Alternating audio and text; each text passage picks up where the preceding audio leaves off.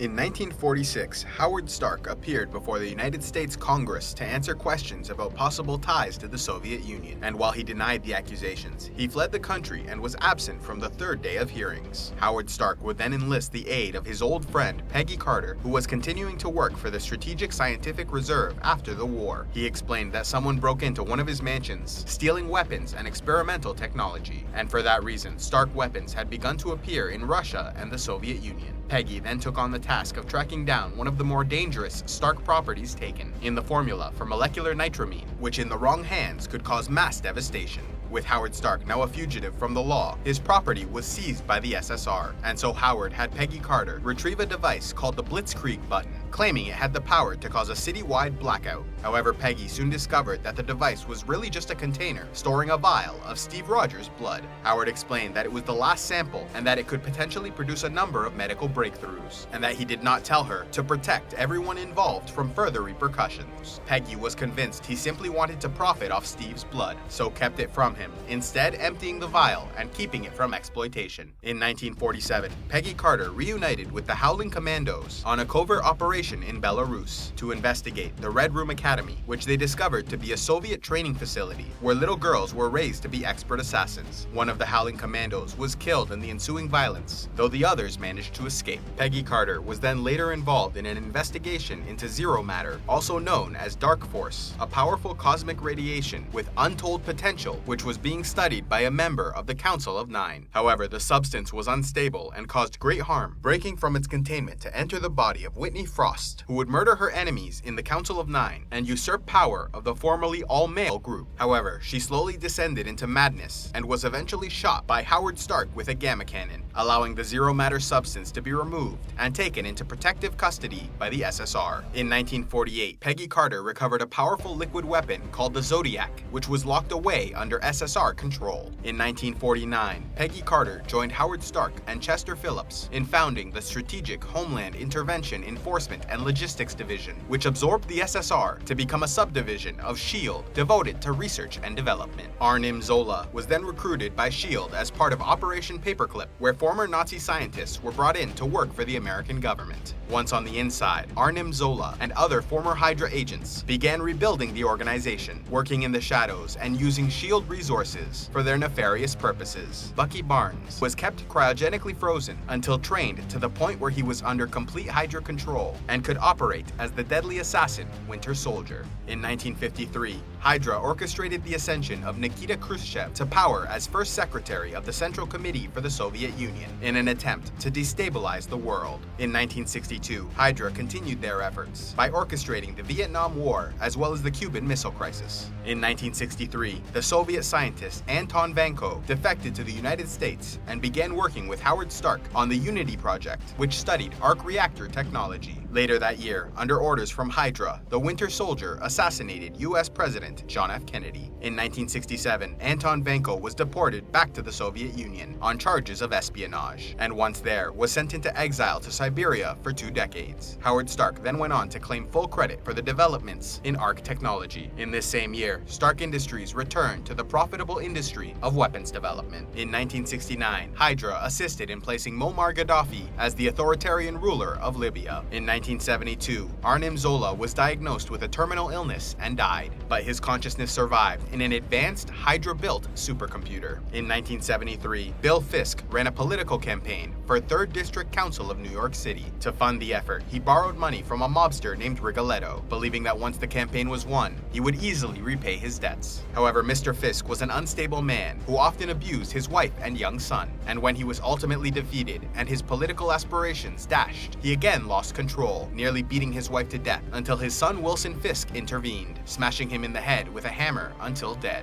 Wilson's mother then helped clean up the scene of the crime and dispose of the body before sending her son to live on a farm with relatives. A special thanks to all those who contribute to Civilization X, like Hand of the King, Archthane Uriel of Realm Dunatar, known to history as the Flame of God, and Sir Dayron of House Ashford, Warden of Secrets and Coin, Protector of Gulltown, and Lord of the X, as well as Daedry Dragon's Wit, Hayaki Snowbeard, Ty Gillian Fraser, Vinicius Xerxes Mendez, Sir Sean the Gallant Blackfire, and many more. You all make these videos possible, and I am eternally grateful for your support. If you would like to help Civilization X and gain early access to videos, access to the Patreon-only series Heroes of Lore and Legend, and vote on future content to be produced, you can click on the Patreon link in the description box below and pledge any amount you'd like on a monthly basis. Or if you'd prefer to make a single donation, you can use the PayPal link also in the description below. And please be sure to like and subscribe and click on the links to see more.